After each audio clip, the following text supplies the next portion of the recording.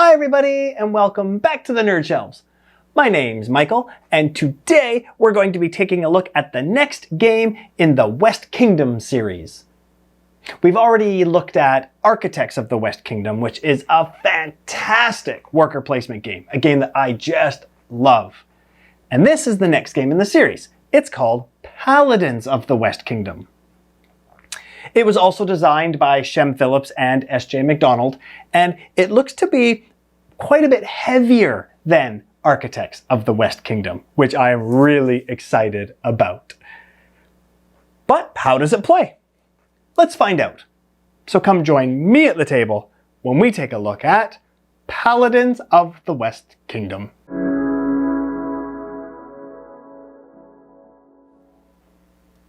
Paladins of the West Kingdom is played over a total of 7 rounds. In turn order, with the help of their paladin, players use colored workers to perform actions on their personal boards. These actions help a player build their engine, collect resources, and encounter townsfolk and outsiders. When all players have no actions left and have passed, the round ends. The board resets, players choose new paladins and workers, and a new round begins. After 7 rounds, the player with the most victory points is the winner. At the beginning of each round, one of the King's Order cards or King's Favor cards is flipped over, indicating the round. In the first 3 rounds, King's Order cards are flipped over, offering players bonus scoring opportunities. In rounds 3 to 7, King's Favor cards are flipped over and offer players new locations to place their workers. Note that in round 3, one of each of the cards is flipped.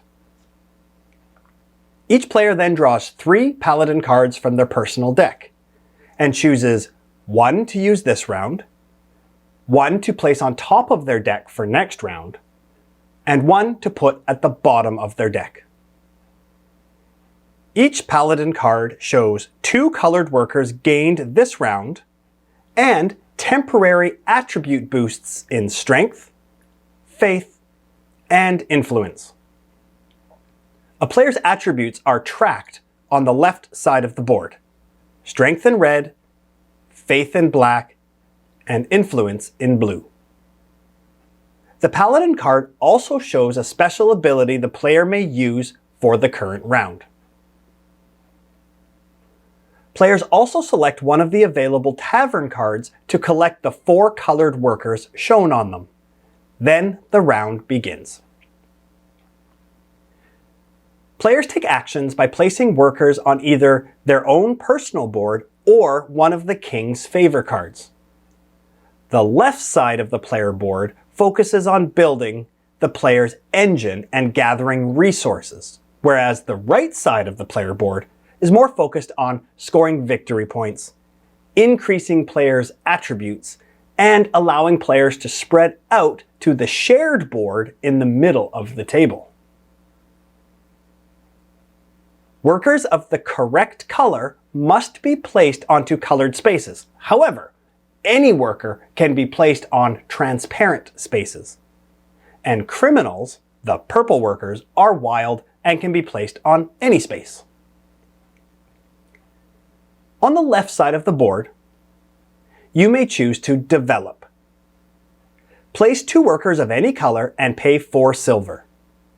Remove the leftmost workshop from your board and place it on a spot on the right side of your board, indicated by the white dotted boxes. This allows players to use less workers when taking these actions in the future. You also immediately gain the worker indicated under the workshop. You can also choose to hunt or trade by placing 1 or 2 workers on the associated spot. When placing 1 worker, it can be of any color, gaining 1 of the indicated resources, either provisions or silver. When placing 2 workers, they must match the required color. This allows you to gain a total of 3 resources. To recruit townsfolk, you may place either one worker of any color or two workers, adding a red. When using only one worker, send one of the townsfolk on a quest by paying the cost under the card, then discarding it from the game, and you receive the immediate effect indicated on the top right of the card.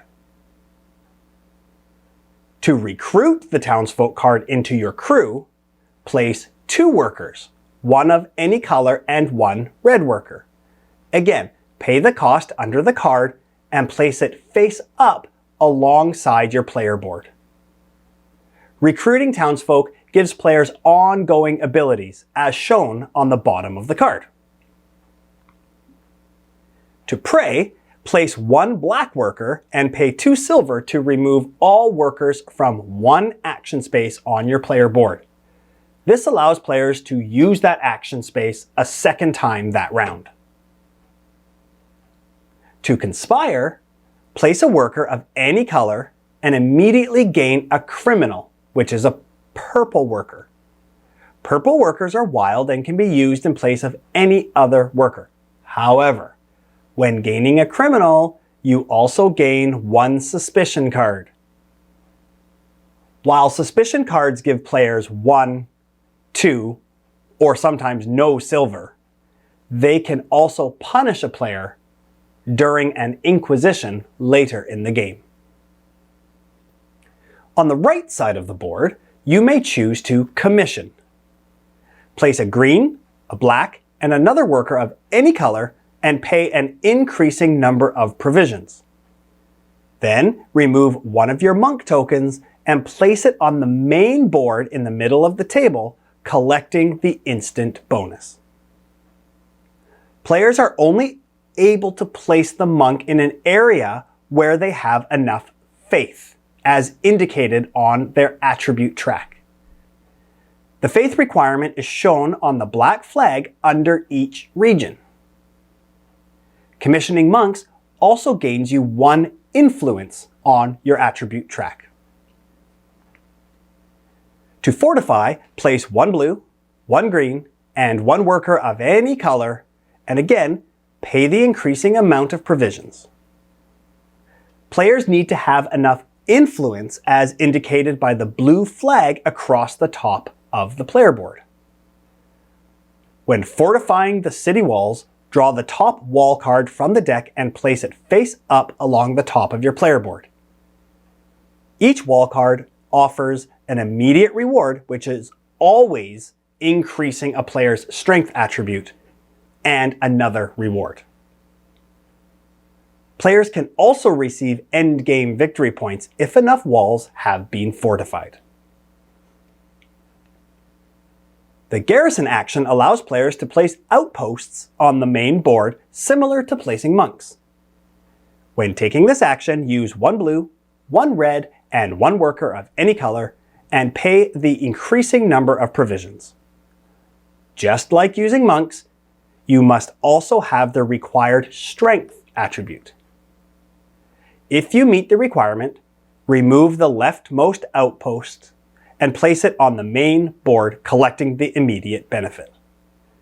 When removing an outpost, players are also able to bump their faith attribute up on their track. Absolving allows players to remove jars to place on their board to receive immediate effects. To do this, place a blue, black, and another worker of any color and pay the increasing amount of silver. Players must also meet the influence attribute indicated on the jar, and also increase their faith attribute every time a jar is removed. And finally, similar to the townsfolk, there are 2 ways you can interact with outsiders. Again, place the appropriate workers to either attack or convert the outsider. Use your strength attributes to attack and your faith attributes to convert an outsider. When attacking, the outsider is placed face down in front of you and you receive the immediate effects at the top of the card. But to recruit the outsider, place the card face up along the bottom of your player board and pay the associated amount of silver. Recruited outsiders show an end game scoring bonus at the bottom of the card. Anytime players gain tax indicated by the red coin symbol, they must take that amount of silver from the tax supply. Once the last coin is taken from the tax supply, an inquisition occurs. During an inquisition, the player with the most suspicion cards collects a debt, and if unpaid, debts are worth negative points at the end of the game. Once a player has no more workers available to take an action, or when they decide not to take any further actions, they must pass. Once all players have passed, the round is over. After 7 rounds, players add up their victory points for completed king's orders, points on their attribute track, develops, commissions, garrisons, absolves, fortifies, converts, and then minus any unpaid debts. And the player with the highest score is declared the winner of Paladins of the West Kingdom. So there you have it, Paladins of the West Kingdom.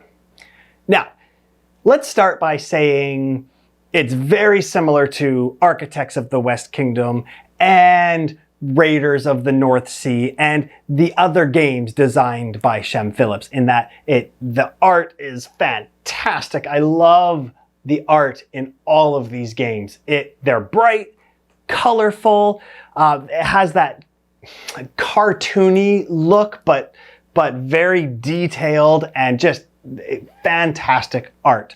Looks great on the table. Component quality, top notch. Wooden components, thick cardboard. The player mats are just really strong. Fantastic components. But how does it play?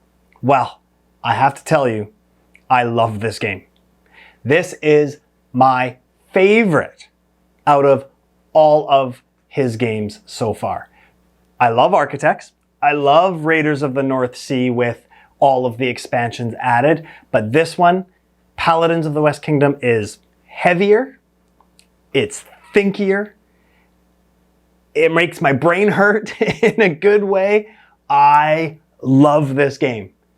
Also, like the other games, it also has a really good solo mode too. So if you play solo games, this is definitely worth looking into.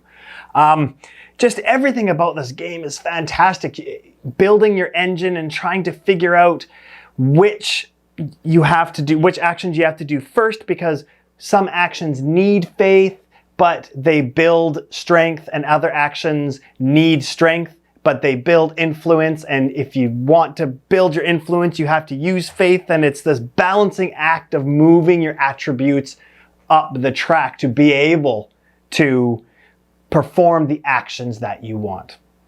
This game keeps you on your toes. It keeps you thinking. It's not too long, which is great. It doesn't overstay its welcome. It is fantastic. So there you have it, everybody. I hope you enjoyed this video. If you haven't done so already, please go ahead and hit that subscribe button and the notification bell to get notified when we publish more videos. Now, go ahead and get another game off of your nerd shelves. Take care. Bye.